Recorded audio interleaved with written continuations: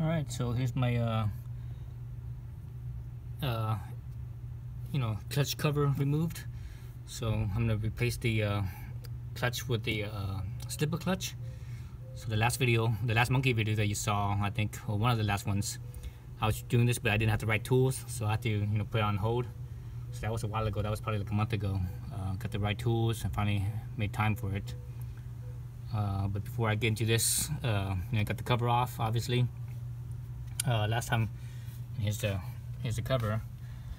Last time I actually reused this gasket because it didn't rip or anything. But looking at as far as oil coming out, it didn't really leak. But I do have a couple of spots where there was seepage.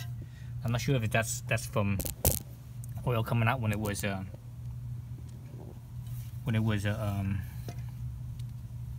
that's just like right here, for example. I'm not sure if that was just oil residue and just dirt got into the oil residue and I didn't wipe it off from last time, or it was actual seepage.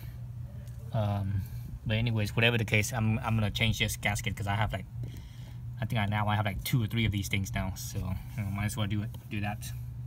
Other thing that I didn't show you last time here was the oil screen. So this thing actually has 2, there's a centrifugal filter, which is right here, in here. Then there's the oil screen. The oil screen gets rid of all the big stuff. It goes through there first, and here's the oil pump. So it pumps up from there. This is the oil pickup. Pumps up from here, grabs all the big stuff, goes through the pump. Some of it goes somewhere else, and some of it goes into the centrifugal filter. So I didn't pull this out last time. So let's actually pull it out now. Let's look at it and see how dirty it is. So the bike now has 850 miles. So there it is. So this is the clean side. Oops, sorry about all the camera shaking. My gimbal pooped out on me, so I might have to get another one. So there's the clean side, and you see some stuff coming through, coming through. And there's the dirty side. It looks like a lot of fiberish material.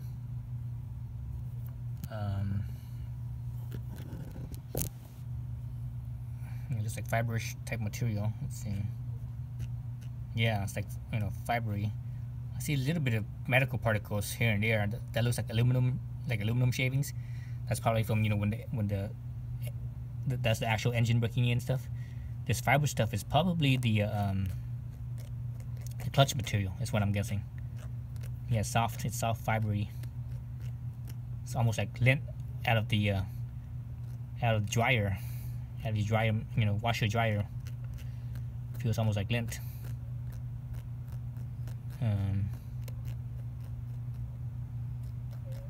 So let me grab all this stuff. Alright. So there, this is it's like lint. So that's 850 miles right there. Actually, I'm probably gonna spray this clean real quick with like a little carb cleaner or something. When you spray this spray it from the clean side, so spray from this side. So I think I'm gonna do that before I put it back in. Other thing to be mindful of is that this thing. This side is the top side. This is the bottom side. The dirty side. The dirty side is the dirty side is the bottom, and the clean is the top side. So this is the clean side. So this white dot here is the. Move this thing down a little bit. This white dot is gonna be my clean side, my top side, because the other side doesn't have it. So anyway, so when you look at the thing, if you actually look at it, it's like a wedge. One end is thicker and the other end is thinner. See, so this end is the thinner side, this side is the thicker side. So that's how it goes in. It goes in thinner inside first. Thinner side first. Actually, it should be like this, because the clean side's on top. So thinner side in first, and the wedge is in there. Okay, so but I'm not gonna do that yet. I actually need to clean that screen out better. Other thing I'm gonna do as well is let's actually look into that. So there's that's where the obviously the drain plug there is, And I'm actually gonna put this little, I have this neodymium magnet here. I'm actually gonna put it in there. It's gonna, you know, since as a magnet, it's gonna stick to the bolt. It's gonna stick around the top of that bolt, which is you know, a good spot. You know, catches whatever extra steel particles. See if I could get it in there into the top. So you see it kind of sitting sideways. I'm just push it a little bit further. And I use a little screw here, or a little bolt here. Oops, shit, sticking to the bolt. Okay, wrong wrong material to use. You use something that's a little bit thinner so it doesn't attach to that. Well, let's see how we push it with my pinky. Push it to the top of that bolt. Okay, it's sort of sitting on the top, not exactly, but pretty close. But anyways, that's not gonna go anywhere. It's not gonna get sucked up. Because remember the oil screen. The oil screen actually sits on top of that, so if, for whatever reason, if that magnet gets dislodged from that bolt, it will just hit the oil screen, and it will actually adhere to the oil screen instead, because the oil screen is also, I think, magnetized as well. I believe it is, anyways. So last time I took this off, you know, obviously I used the impact driver for this. I had mentioned a tool for the oil spinner taken off, and one thing I used was a here.